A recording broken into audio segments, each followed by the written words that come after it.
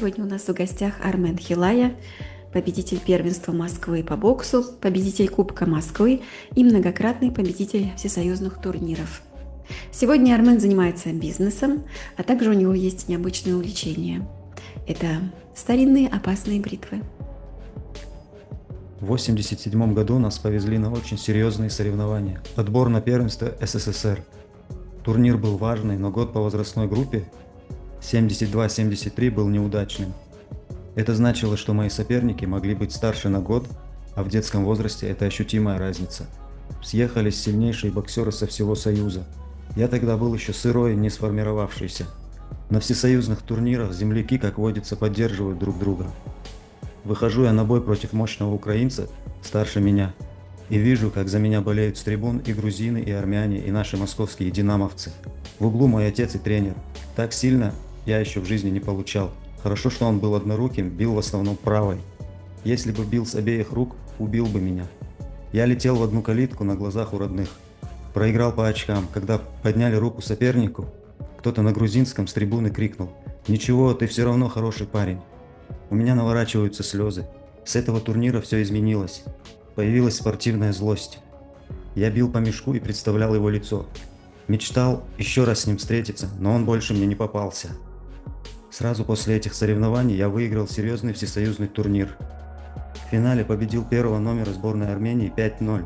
Через полгода он стал призером первенства СССР. В 1988 году я стал победителем первенства Москвы. 5 боев за неделю. В весе до 60 килограмм было 32 участника и должен был остаться один. Я им стал. Помню утро после победы. Я победитель Москвы, кандидат в мастера спорта СССР. Мне было 15 лет. В 1989 году я перешел в весовую категорию до 63,5 килограмм. В ноябре был Кубок Москвы. В финале, помню, публика аплодировала мне стоя. Я немного похвастаюсь. Во время боя опустил руки, наклонил голову, подставился. Соперник дернулся нанести удар, а я резко поднялся и ударил навстречу апперкотом. Он отлетел, а трибуна взорвалась аплодисментами. Мне дали грамоту за лучшую технику. В 90-м году команда «Динамо Москва» распалась. Старшие ушли в армию, мы поступили в вузы. Из-за пропуска летнего сбора я не поехал на первенство ЦС «Динамо», всесоюзные соревнования динамовцев всех республик. Это была прямая дорога на первенство СССР. Я трижды участвовал на ЦС и трижды проигрывал со счетом 2-3. Мнение 5 судей разделилось. Рада вас приветствовать, Армен. Помните свой, помните свой первый выход на ринг и что вы тогда испытали? Конечно, помню. Очень хорошо помню. Первый бой я проиграл. Проиграл очень сильному сопернику, на тот момент очень опытному, на год старше меня. Вот, это было в моем родном городе, в моем первом зале, где я начинал. Честно говоря, ничего не испытал, просто проиграл и проиграл. А как вы пришли в бокс? Это было осознанное стремление или случайно так получилось? Я как-то хотел чем-то заняться, вот, и, честно говоря, сначала я хотел пойти на фехтование. Это после того, как я посмотрел фильм «Д'Артаньян и три мушкетера», мне захотелось фехтовать. Вот. А потом у меня был сосед, он был старше меня, и он мне дал такой совет: если ты хочешь заняться каким-то видом спорта, то лучше заняться тем, что тебе в жизни пригодится. Говорит, представь, говорит, если, говорит, ты, придется тебе драться на улице, ты что, достанешь шпагу и будешь фехтовать, этого пойти либо на бокс, либо на борьбу. Но так как все друзья моего отца были боксерами, поэтому вопрос особо не встал, куда именно. Я пошел на бокс. Это было в сентябре 1984 года.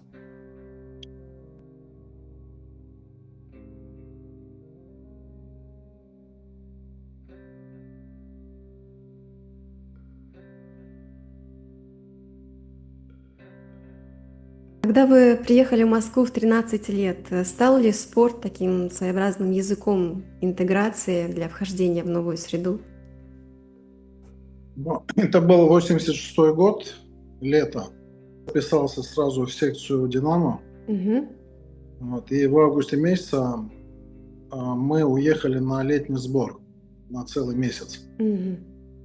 Это когда 3 тренировки в день в течение 30 дней. Мгм. Ну, вот таким образом я как бы вписался. Я сразу увидел разницу. Во-первых, больше было ребят в секции, чем это было в Грузии у меня, в моем городе. Во-вторых, я сразу почувствовал, вот, ну, мы до этого я никогда не ездил на сборы на такие. Мгм. Вот, а тут я окунулся в такую среду, где, ну, на самом деле, это было испытание. Мгм. Все-таки 3 тренировки в день и находиться там. Жили мы, ну, это было что-то типа казарм. Мгм. Все в одном помещении, как в армии. М. Ну, вот после этого я как-то, на самом деле, как-то возмужал. 87-й Новороссийск проиграл Узбеку. 88-й Братск выиграл у первого номера сборной России 5-0, а потом проиграл его дублеру 2-3. 1989-й Ворошиловград, ныне Луганск. Был зверски готов, но в третьем раунде неожиданно устал. Равный бой, судьи не в мою пользу. В 90-м я поступил в лесотехнический институт, записался в секцию бокса. Тренер сказал, через месяц чемпионат Москвы среди вузов по взрослым. Мне было 17, но мне разрешили. В первом бою надо было определить лучшего боксера вуза.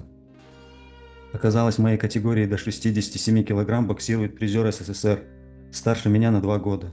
Бой вызвал ажиотаж. В зале полный аншлаг, земляки, отец с друзьями.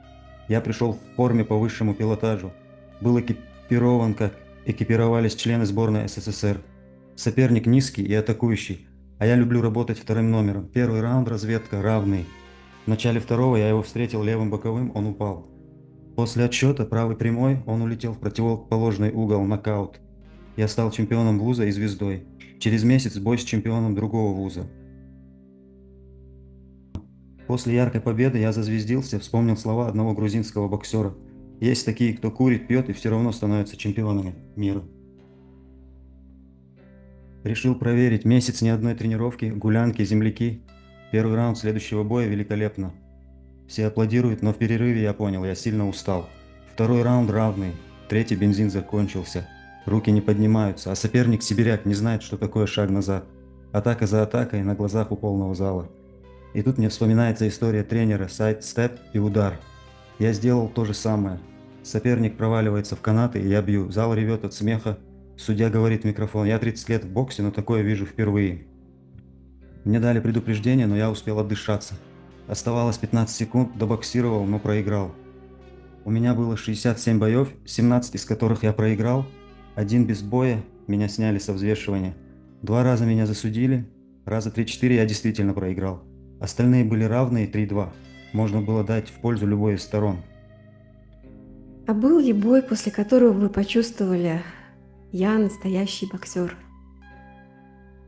Ну, первые 2 боя я проиграл, третий бой я выиграл. Угу. Не знаю, может быть, вы это имеете в виду, когда я почувствовал вкус победы. Ну А да. так, конечно, было много боев интересных, запоминающихся. Да, какие моменты до сих пор из прошлого вызывают мурашки при воспоминаниях? Да, это был 87 год. Угу. Мы поехали на очень серьезный турнир. Это был отбор на первенство СССР. Угу. Там собрались самые сильные боксеры Советского Союза. Ну, я туда поехал еще сырым, не готовым.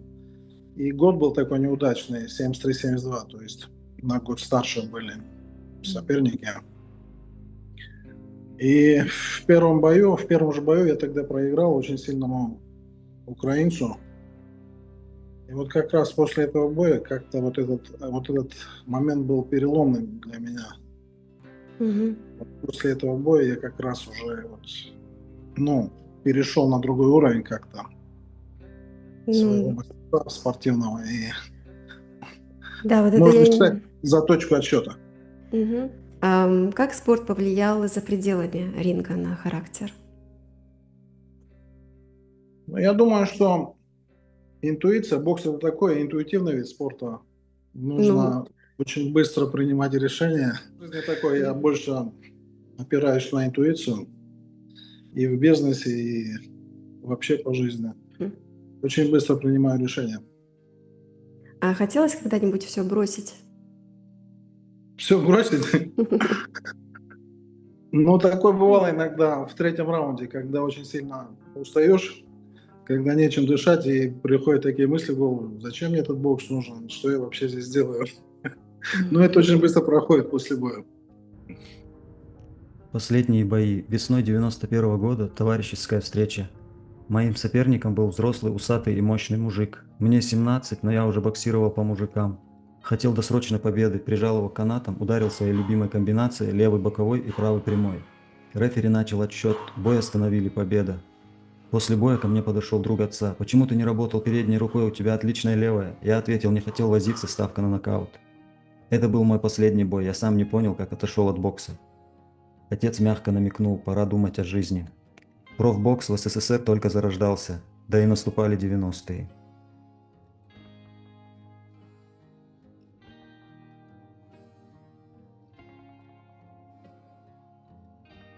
Расскажите о бое, где вы нокаутировали призера Союза, что чувствовали?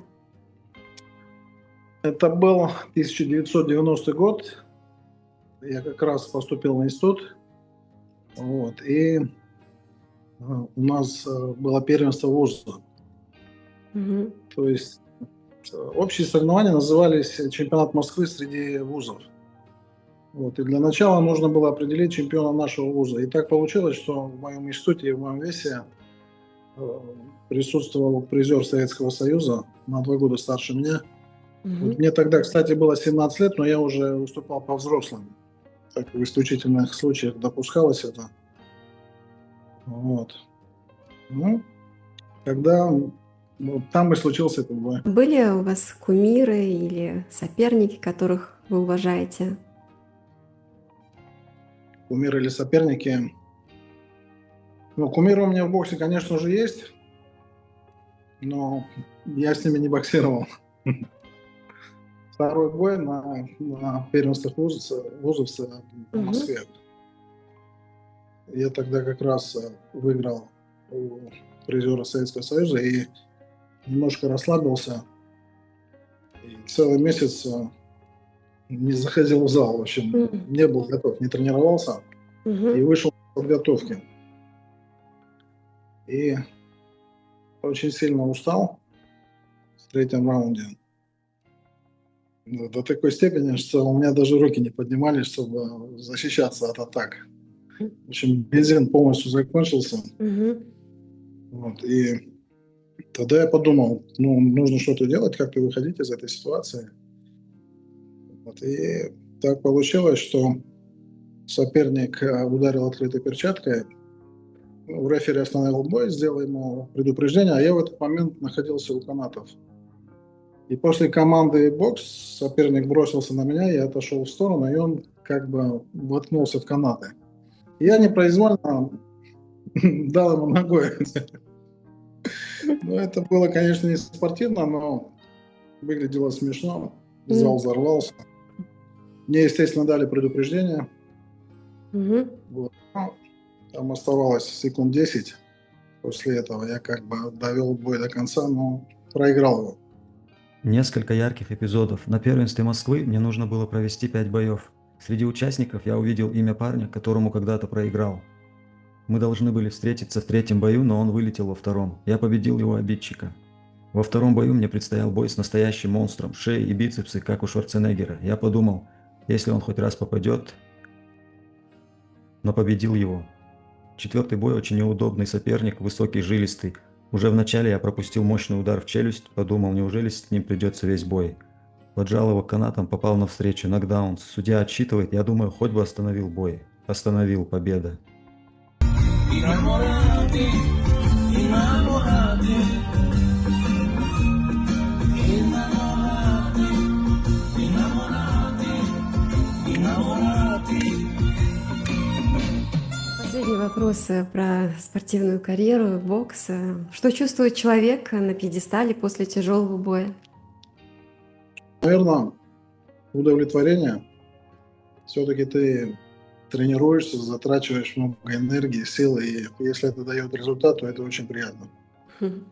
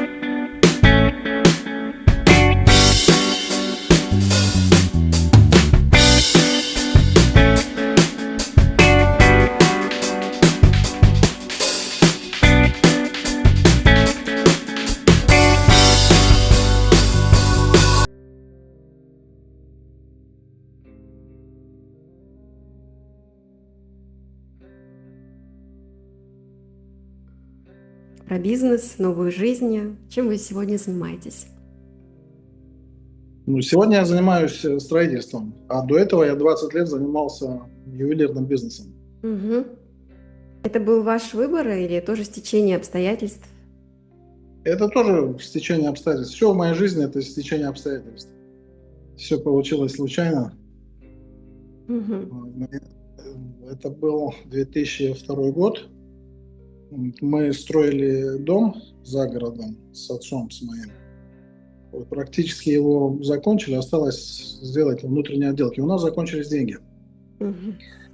А у меня на тот момент было 3 кольца, 3 перстня мужских с бриллиантами. Мгм. Вот. И я решил их продать, чтобы вложить это в дом.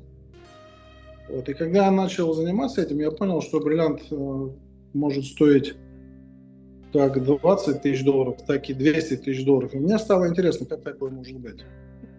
Вроде четырехкаратник, почему такая разница? Я стал изучать, покупать литературу, специально ходил к экспертам, платил деньги и смотрел, как они смотрят, на что они обращают внимание, чем они Мгм. пользуются. И как-то вот это меня очень втянуло. Вот. И так получилось, что когда я продал это кольцо, ну, мы достроили дом, потом Мгм. появились деньги, и я купил обратно другое кольцо, потом продал, и увидел, что это приятно. Мгм. Это и приятно, и полезно, и деньги приносит. И как-то вот это меня втянуло очень, и я начал этим заниматься. И занимался этим 20 лет, с 2002 года по 2022 год. Мгм. То есть вы по каким-то книгам эту тему стали изучать, да? Да, я самоучка. Я Мгм. купил литературу, изучал. Ну, у меня практика очень большая была. Мгм. Ну, вот так книги могут помочь. Пусть это будет нашим зрителям на заметку. Да. А что оказалось самым трудным в начале? В начале бизнеса этого, Да? ну, самым трудным, ну, это и трудно было, и приятно вникнуть в тему, изучить все это. Там очень много нюансов. Угу. Вот, и Представляю. это так же, как в боксе. Если ошибиться, то можно очень сильно пострадать. Потому что если ты ошибся на один цвет или на одно деление частоты, на одну градацию, то это можно очень сильно попасть по деньгам. Да, кстати, Поэтому какие нужно быть очень качества? внимательным. Да, какие качества, привитые боксом, помогают в предпринимательстве, на ваш взгляд? У меня интуиция. Ну, я Интуиция. не советую это и не советую другим, но лично мне интуиция, я все делал, опираясь на интуицию. Был ли момент в бизнесе, сравнимый по накалу с настоящим боем? Конечно. М. Когда ты покупаешь крупный камень, дорогой, с высокими характеристиками, Мгм. и потом продаешь его выгодно, получаешь большую прибыль, вот это тоже адреналин. Хм. А насколько ваш характер, открытость, прямота, эмоциональность помогает или мешает делу? Ну, наверное, больше мешает, потому что вряд ли какой-нибудь европеец вел бы бизнес так, как я. Да, все-таки есть какие-то каноны в бизнесе, а я больше опираюсь на какие-то, вот, еще раз повторюсь, на интуицию, на какие-то человеческие качества. Здесь Вот. отражается На грузинская доверие. национальность Может быть, и армянские корни, да? наверное.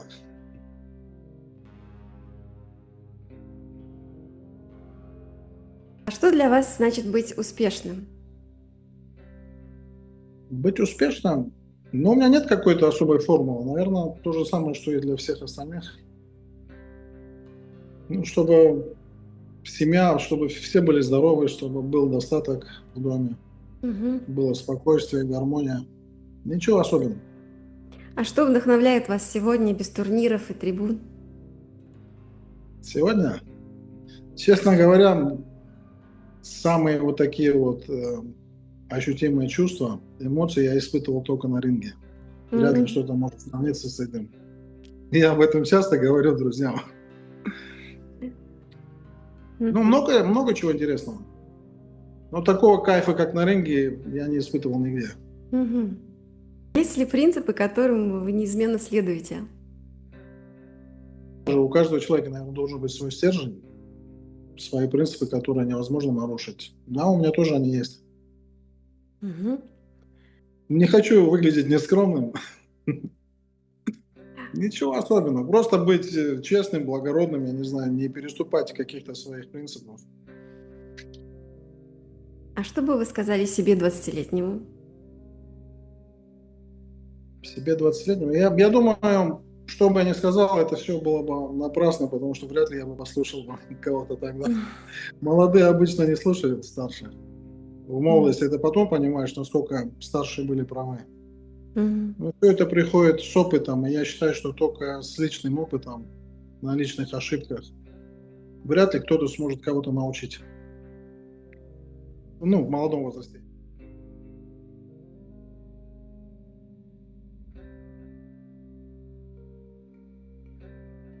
Как вы переживаете какие-то неудачи сегодня по сравнению с юностью, с прошлым? Есть разница в отношении? Есть, конечно, да, у меня выработался иммунитет, особенно если это какие-то финансовые потери.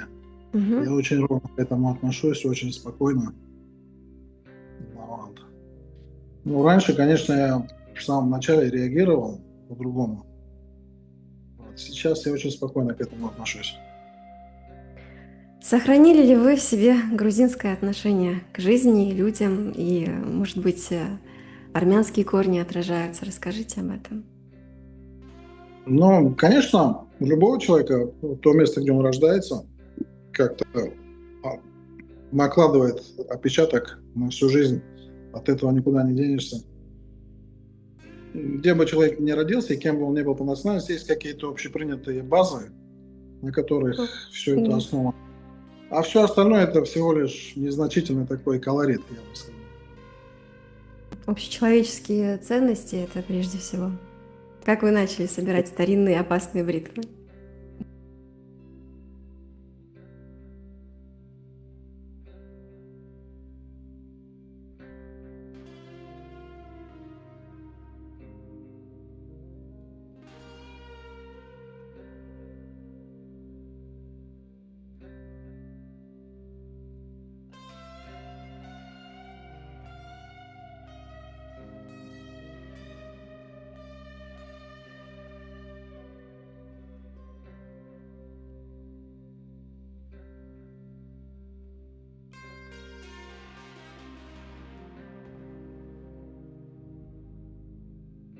Это было очень смешно.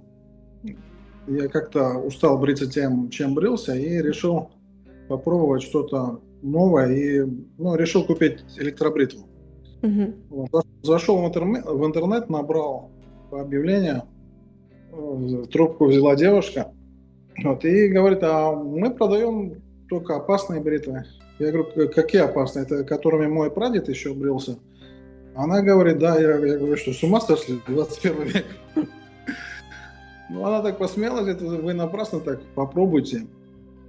Ну, я тоже посмеялся, как положил трубку. А потом пару дней подумал и решил попробовать. Опять набрал туда, купил бритву самую простую и начал пробовать.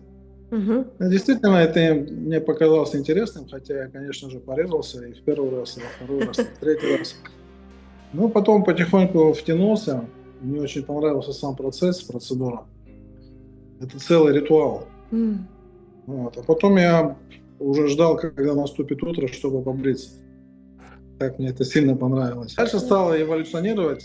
Купил уже посложнее бритву, уже более дорогую, потом еще более дорогую. А потом переориентировался на старые бритвы, на антикварные.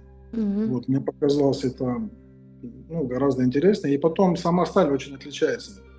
Все-таки раньше умели варить другую сталь. Эти рецепты все утеряны. Мгм. Поэтому, когда ты сравниваешь старую бритву и новую, там очень сильно отличается сама сталь. Старая Ничего гораздо себе. приятнее. А что для вас важнее в них? Техника, стиль или история? Получается, техника?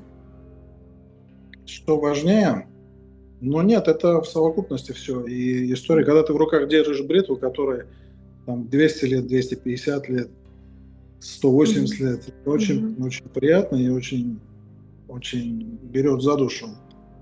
Вот это все вместе, и историческая какая-то составляющая, и ты используешь это каждый день через день. То есть помимо того, что это представляет собой культурную ценность историческую, это еще и какой-то вот утилитарный предмет. А есть какие-то наиболее интересные экземпляр с историей? Есть, есть. Почему, по-вашему, даже сегодня такие вещи сохраняют ценность? Ну, во-первых, это модно. Это там с определенного момента стало модным. Я думаю, началось это лет 10 назад. Какая-то мода пошла, вот эти вот барбер-шопы стали открываться, где все это использовалось. Мгм. Вот. Ну, я не знаю, какая-то магия есть в этом. Вот если бы вы взяли бы это в руки, на самом деле это очень завораживает человека. Я могу себе представить. Мне так нравятся какие-то старинные вещи, даже не то чтобы антикварные, просто винтажные нравятся, а антиквариат тем более. А как бы вы хотели, чтобы вас запомнили как человека? Я хотел бы, чтобы меня запомнили как благородного человека. Есть ли слово или мысль, которая ведет вас через жизнь? Ну, девиз какой-то, может быть, цитата. Это может быть фильм любимый. Ну, фильмов у меня много любимых. Мне очень нравится Рокки, все серии. Я помню, как я перед тренировками сначала смотрел кассету, тогда Мгм. видеомагнитофон еще. Только после этого ходил на тренировку. И я помню каждую секунду этого фильма, каждой серии, даже до сих пор. Вот. Есть. Что... «Крестный Мгм. отец» мне очень нравится. Мгм. Что бы вы сказали молодым, кто, как и вы, когда-то начинает путь с нуля? Ну, я бы сказал, чтобы никогда не отступали от своих идей, чтобы у каждого была мечта, и чтобы следовали этой мечте, вот, не сворачивали с пути. Спасибо большое, Армен, что откликнулись и присутствуете на сегодняшней встрече, дали это интервью. Я надеюсь, вашему примеру последуют и другие наши соседи, и не соседи, люди разных национальностей. Буду очень рада. Большое спасибо. Взаимно. Спасибо, взаимно.